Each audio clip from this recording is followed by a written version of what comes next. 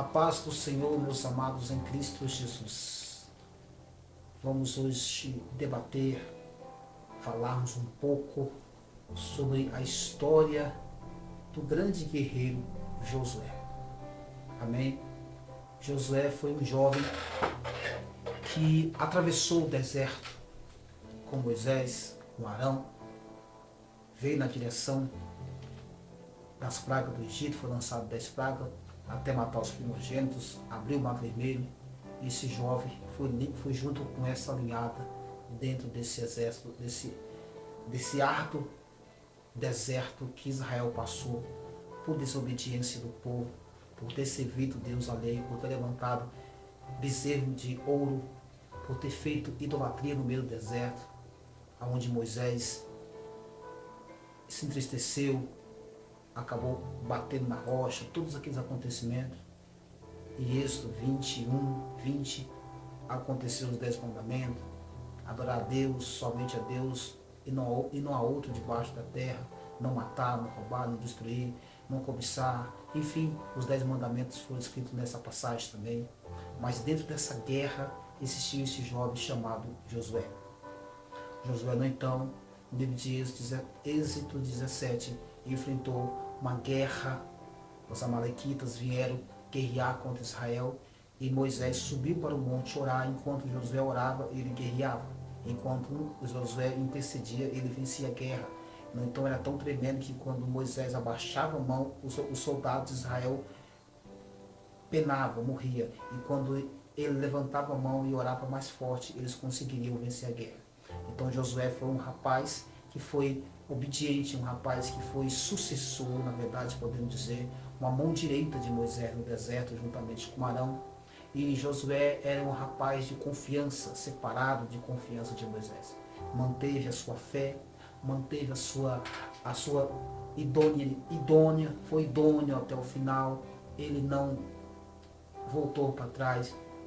Quando estava aproximando de chegar à terra prometida, que seria Canaã, Moisés manda os 10 homens de Israel, Judá, Naftali, Gade, Josué, Caleb e todos os 12 tribos de Israel, cada líder foi espiar a terra. E nessa situação também Josué já mostra valente que todos os homens, 10 homens, né, das 12 tribos, ficaram com medo dos anaquins, que anaquins era um gigante que existia na terra. Então eles falaram para Moisés que seria melhor voltar para o Egito do que morrer à espada, que os soldados de Canaã eram homens gigantes e nós não teríamos arma para vencer o exército gigante de Canaã.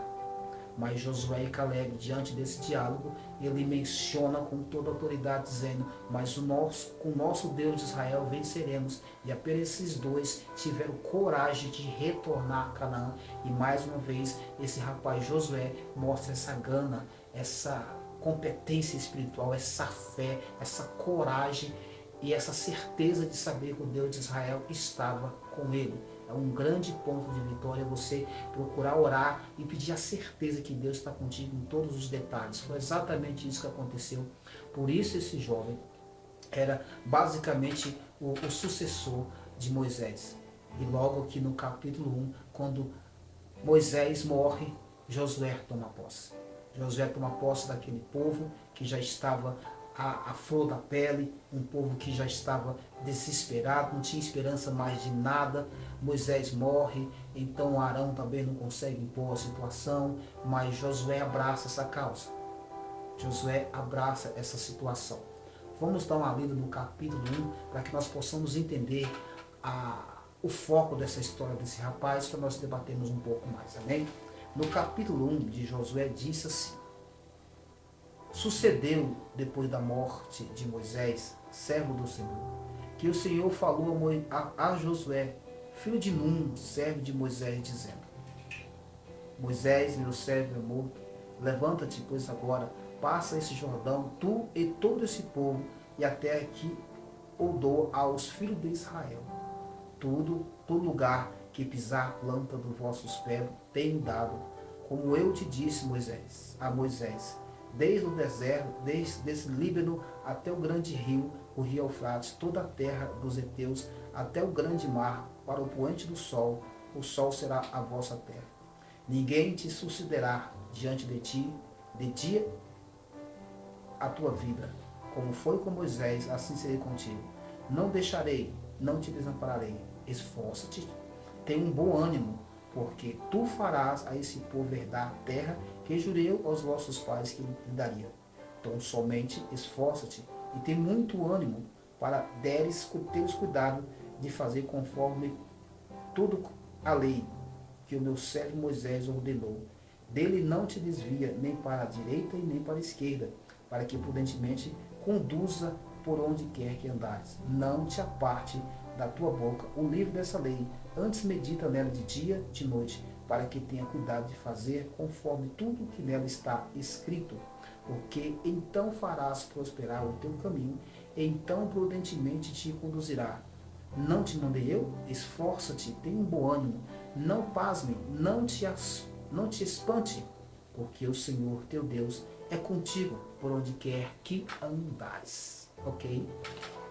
Observa que, como eu mencionei, foi um rapaz valente.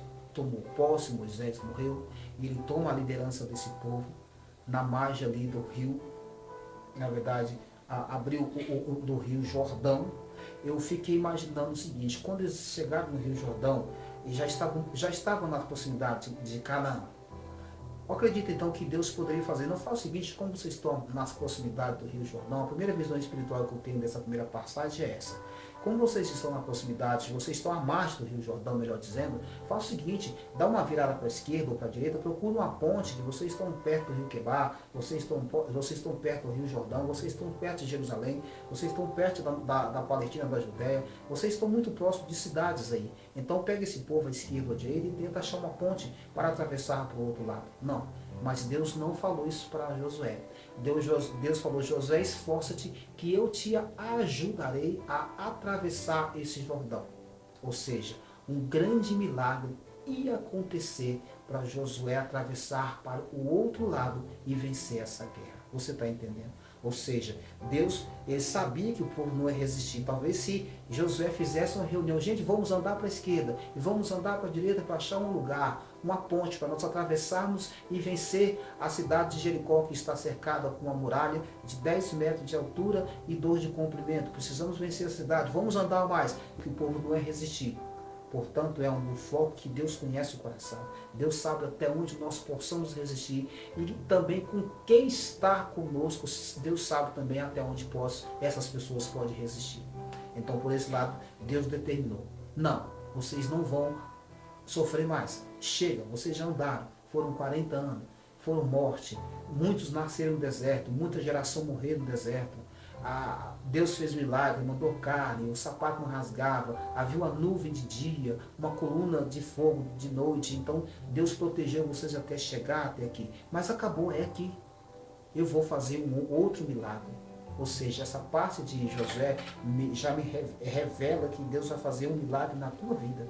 Revela que Deus vai fazer um milagre na tua, aonde você não consegue passar. Deus agora vai tomar posse. Ou seja, o povo não podia passar no Rio Jordão. O Rio Jordão era fechado. E Deus então, o grande foco dessa história é que Deus faz 2 milagres. Primeiro ele abre o rio, Êxodo 14, 15, 14, ele abre o mar vermelho, e agora ele abre o rio. Ele abriu o mar e agora abre o rio. Ou seja, Deus, ele vai sempre no seu caminho abrindo, despedaçando os ferrolhos para você passar, filho. Ele deixa você ir até um certo momento. Quando ele vê que você não vai resistir, ele vai abrir o mar, ele vai quebrar as correntes. Exatamente foi isso. Deus falou assim: Moisés, prepara esse povo, faça jejum de 3 dias, une essas pessoas em oração, que eu vou abrir o Jordão. Talvez Josué ficou até com medo de mencionar isso em reunião, né? Deus vai abrir o Jordão, o povo podia até apedrejá-lo. Então, na verdade, é possivelmente que aqui nem disse que ele falou com o povo. Acredito que ele só ouviu a voz do Senhor e pediu que esse povo entrasse em oração e fizesse o que Deus mandou, que era jejuar e orar perante 3 dias. E assim aconteceu. Faz o seguinte: vamos abrir o mar, pega a arca do concerto e põe-se na frente, que sempre a arca do concerto é na frente para limpar os pecados, abrir as veredas para o poder de Deus e abrir os caminhos. Faça com que esse homem fique na frente e eu vou fazer com que esse mar se abra. então certamente o grande milagre acontece. O rio Jordão se abre para esse povo passar novamente em terra seca, para alcançar a terra prometida, que aqui Deus fala no capítulo 1 que nós lemos, que ele prometeu para Moisés vai acontecer, porque as promessas de Deus não voltam vazia. Deus tirou o povo da escravidão do Egito perante 430 anos e falou, vou levar a terra prometida. Querendo ou não, com idolatria não, com feitiçaria ou não, Deus velou pela palavra. O povo começou a ter uma esperança maior. O Jordão se abre. Foram escolhidas 24 pedras, 12 ficou dentro do mar e 12 ficou após o mar. Essas 24 pedras que diz aqui, simboliza as 12 tribos de Israel, que ficaria no meio do mar, ou seja, que ficaria no meio do Jordão na passagem, para simbolizar que o pecado, que todo o pecado que chegou até ali foi banhada, foi purificada com uma água. Por isso simboliza isso, para que o povo passasse limpo para vencer os estados de Canaã. Você entendeu? E as 12 pedras foram colocadas depois do rio, que era para simbolizar que o povo passou. E até o dia de hoje essas pedras estão lá, nas proximidades do rio Quebar. E o povo então passa. E agora o que me chama a atenção aqui, que eu vou ler o versículo, é que para mim você vencer uma guerra, nós precisamos comer uma coisa. A palavra, gente. Eu tenho me preocupado que eu fico olhando uma rapaziada pregando em cima do altar, e até pastor de líder, não adianta você pregar bonito, não adianta você falar bonito, não sei o quê. Tem que falar bonito sim, gente. Você tem que ler Bíblia sim. Tem que ter o tutano nas tuas estranhas, você tem que ler Bíblia. Olha o que Deus falou para Josué, isso me chamou a atenção. Josué precisava manter a lei, manter a palavra no seu coração. Não foi isso? 1, versículo 8, olha o que diz, vou ler para você. Não te aparte da tua boca o livro dessa lei, antes medita nela de dia e de noite, para que tenha cuidado de fazer conforme tudo que nela está escrito. Mantenha a palavra, leia a palavra. Vá onde você quer vencer guerra, lê Bíblia todo dia. Aprenda com a palavra, come.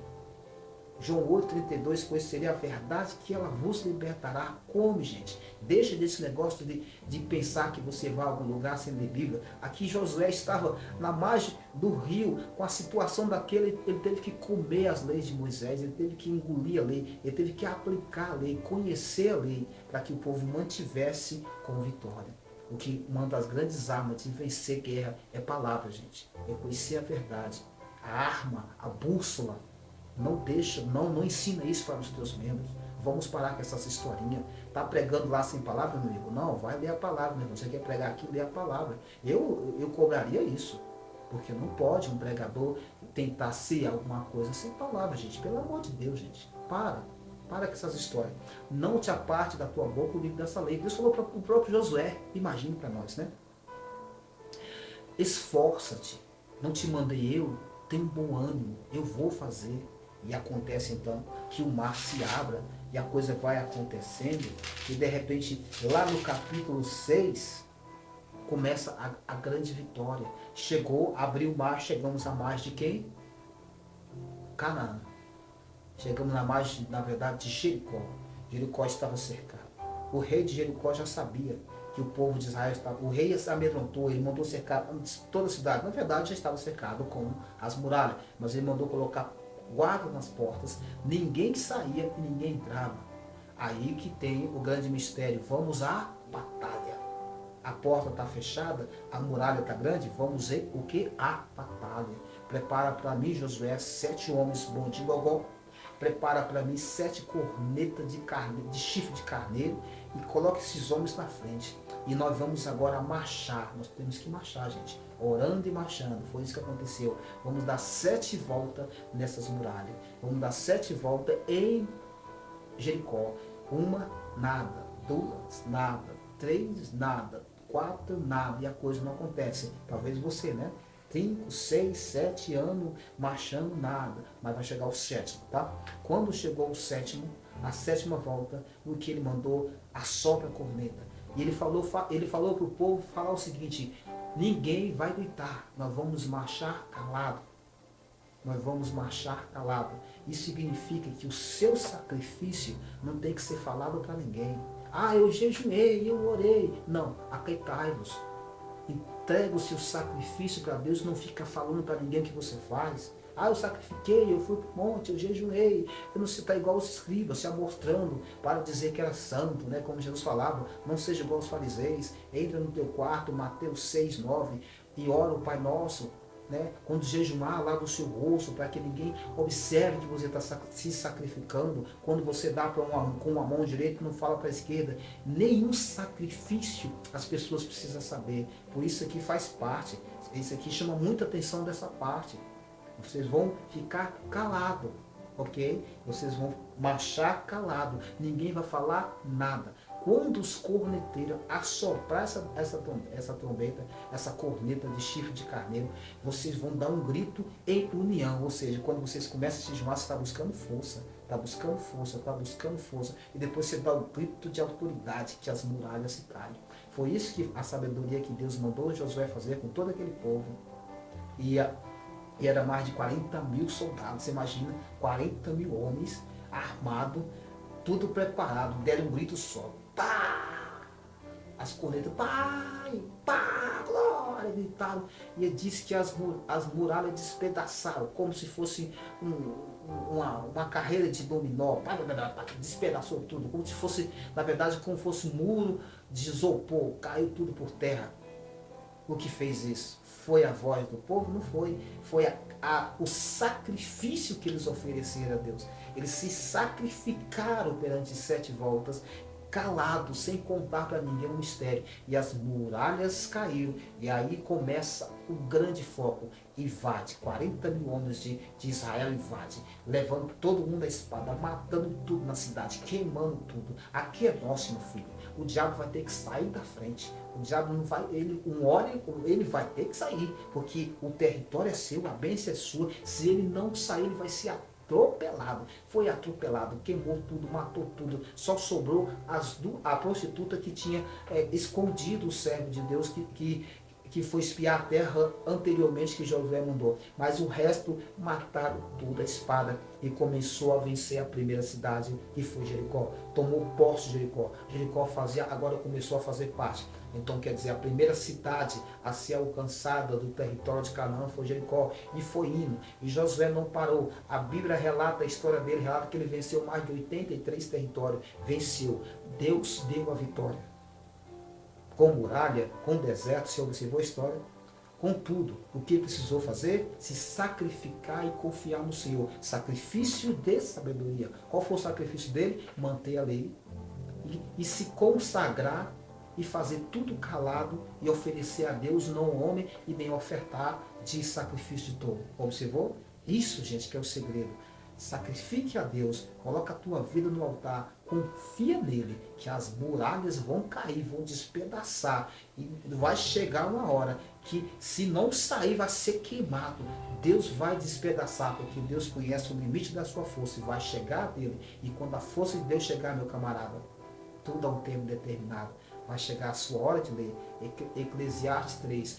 Foi o tempo de chorar, não foi? Foi o tempo de abraçar e afastar. Foi o tempo de ajuntar pedra. Foi o tempo de plantar. Agora vai ser o tempo de colher e o tempo de rir. Chegou a sua hora. Que essa palavra penetre no teu coração. Sós forte, valente. Não tenha medo.